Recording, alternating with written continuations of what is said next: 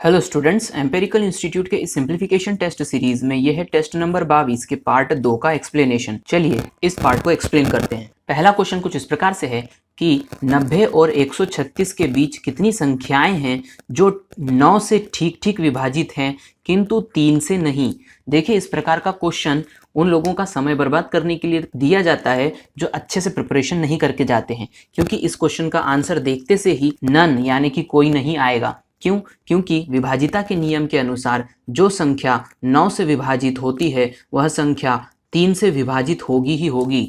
यहाँ पर ये बात को आपको ध्यान रखना है, ऐसा विभाजिता का नियम होता है। तो इस क्वेश्चन का आंसर बिना किसी पेन और कॉपी के इस्तेमाल के आपको नन लगाना है। तो आगे बढ़ते हैं, अगला क्वेश्चन करते हैं। अगला क्वेश्चन कुछ इस प्रकार से है कि यहाँ पर एक इक्वेशन दी गई है। एसएससी की एग्जाम्स के अंदर बहुत सारी बार इस प्रकार की इक्वेशंस दी जाती हैं जो कि बहुत सरल होती हैं, लेकिन देखने का नजरिया होना चाहिए। देखिए ये क्वेश्चन कैसे होगा, ध्यान से समझिए। यहाँ पर 216 जो है वो 6 का घन है और यहाँ पर 64 जो है वो 4 का घन है। नीचे की तरफ यदि हम देखें तो 36 जो होता है वो 6 का वर्ग होता है और नीचे 16 जो है वो 4 का वर्ग होता है। यानी कि यहाँ पर एक पैटर्न बन रहा है। अब यहाँ पर ऊपर जो संख्या लिखी है वह 216 नहीं है, 0.216 है। तो ध्यान से समझिए, यदि ये संख्या 0.216 है तो इसे मैं भिन्न में बदल सकता हूँ 216 बटा में 1000 से। इस प्रकार से यहाँ पर 216 में 1000 लिखने पर मैं ये कह सकता हूँ कि 6/10 का ये पूरा घन होगा। आगे बढ़ते हैं। इसी प्रकार से यदि मैं इसे और सॉल्व करूं तो 0.6 का ये पूरे का घन हो जाएगा। ये नज़रिए पर निर्भर करेगा। इसी प्रकार से 64 की यदि हम बात करें तो 64 यहाँ पर नहीं है। यहाँ पर हम यदि ये कहें कि ये 0.064 है तो ध्यान से समझिए, इसे आप 64 बटा में 1000 लिख सकते हैं।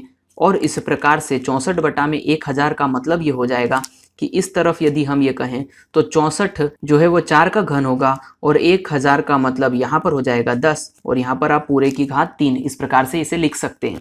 अब देखिए, इसे हम आगे सॉल्व करें तो ये 0.4 बनता है। इसका मतलब 0.4 का क्यूब और यहाँ पर 0.6 का क्यूब। नीचे की तरफ यदि हम देखें तो 36 का मतलब क्या होता है?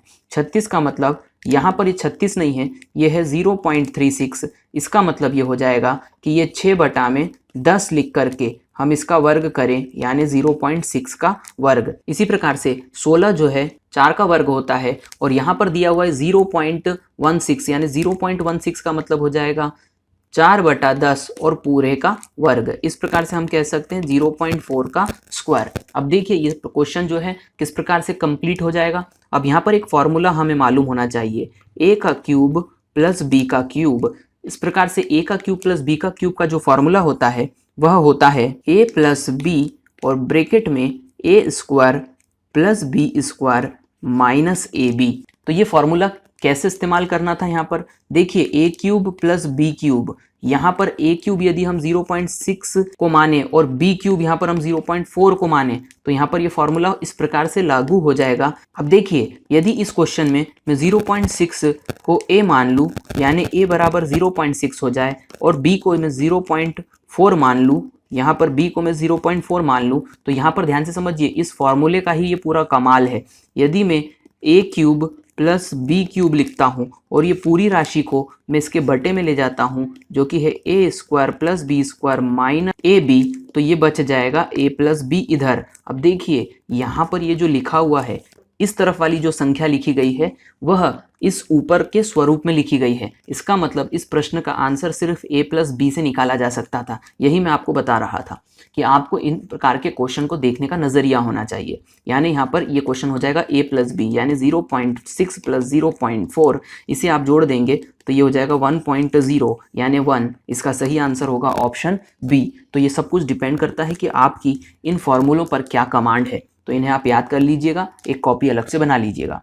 आगे बढ़ते हैं, अगला क्वेश्चन करते हैं। अगला क्वेश्चन है, एक विद्यार्थी को दी हुई संख्या में 8/17 से गुणा करने के लिए कहा गया, लेकिन वह गुणा करने के बजाय उसने दी हुई संख्या में 8/17 से भाग दे दिया। उसका उत्तर सही उत्तर से 225 अधिक आया है, तो दी हुई संख्या क्या थी? देखिए इस क्वेश्चन को कैसे करना है, ये त्रुटि वाले क्वेश्चन होते हैं।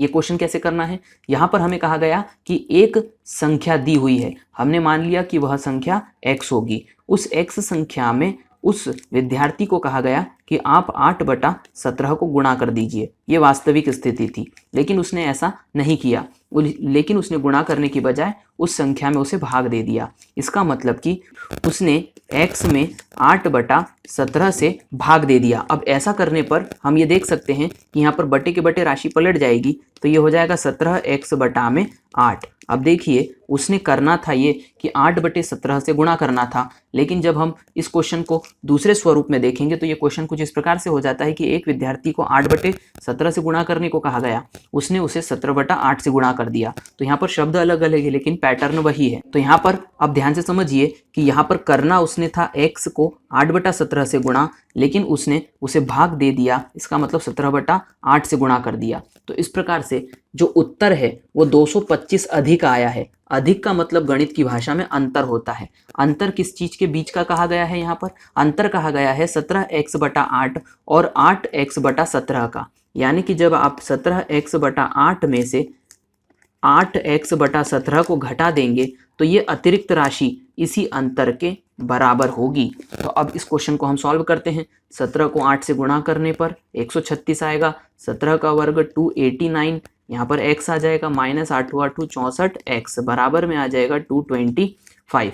अब देखिए 289 में से आप 64 को माइनस कर दी, 9 में से 4 गया तो 5 बच गया, 8 में से 6 गया तो 2 और यहाँ पर 2, x बटा में 136, यहाँ पर आ जाएगा 225। ये 225 से 225 कैंसिल हो जाएगा, x का मान आ जाएगा 136। तो मैं उम्मीद करता हूँ ये क्वेश्चन आपको समझ में आया होगा। देखिए यहाँ पर अधिक अंतर आया है, तो अधिक आने की वजह से बाद वाली जो संख्या बनी थी वो बड़ी होगी, पहले वाली छोटी होगी। यदि यहाँ पर कम बोला जाता तो पहले वाली संख्या बड़ी होती और दूसरी वाली छोटी। तो आपको ये पता होना चाहिए कि इसमें से क्या घटाना है। तो यहाँ पर चलिए अगला क्वेश्चन करते हैं। अगला क्वेश्चन लॉग पर बेसिस है। मैं आपको एक फॉर्मूला बता रहा हूँ जिसकी यहाँ पर आवश्यकता होगी। देखिए लॉग का एक फॉर्मूला होता है और वो है कि log a minus log b बराबर होता है log में a/b। ये बात आप याद रखिएगा कि जब log a minus log b के टर्म्स में कोई चीज़ लिखी होती है तो आप उसे log a/b में लिख सकते हैं। तो यहाँ पर आप प्रश्न देख सकते हैं log x का स्क्वायर माइनस log x का क्यूब बराबर है log 2 के। तो x का मान निकालिए। तो हमने यहाँ पर a की जगह पर x² दिया गया है और b की जगह पर x³ दिया गया है, तो इसे हम कन्वर्ट कर देते हैं। तो log x का स्क्वायर माइनस log x³, इसे हम लिख देंगे log x² अब देखिए यहाँ पर इस टर्म को हमने इस टर्म्स में बदल दिया है, तो हम इसे लिखेंगे log x² और इस तरफ बराबर के इस तरफ था log 2। यहाँ पर आप log से log को कैंसिल कर देंगे तो यहाँ पर आ जाएगा x² x³ = 2। अब ये ऊपर के x² से नीचे का x² कैंसिल हो जाएगा तो बच जाएगा 1/x = 2, यानी कि x = 1/2। तो इसका सही आंसर होगा ऑप्शन डी 1/2। तो ये लॉग का मैंने आपको नियम बता दिया है।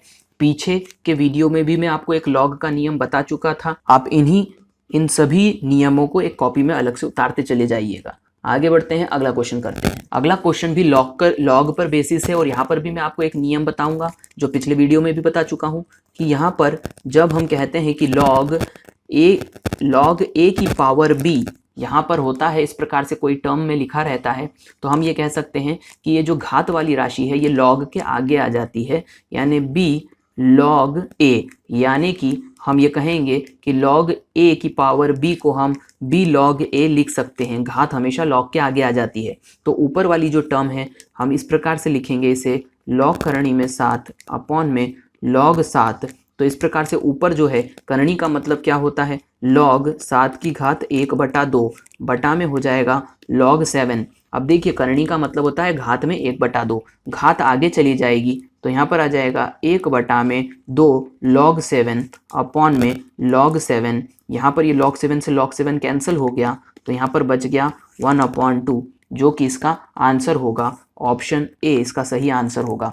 मैं उम्मीद करता हूँ कि सभी क्वेश्चन वैल्यूएबल आपको लगेंगे। अपने एक्सपीरियंसेस को आप कमेंट बॉक्स में ज़रूर लिखिए, जिससे मुझे और बेहतर क्वेश्चन और बेहतर तरीके से एक्सप्लेन करने का एक मोटिव मिले। इस वीडियो को देखने के लिए थैंक यू।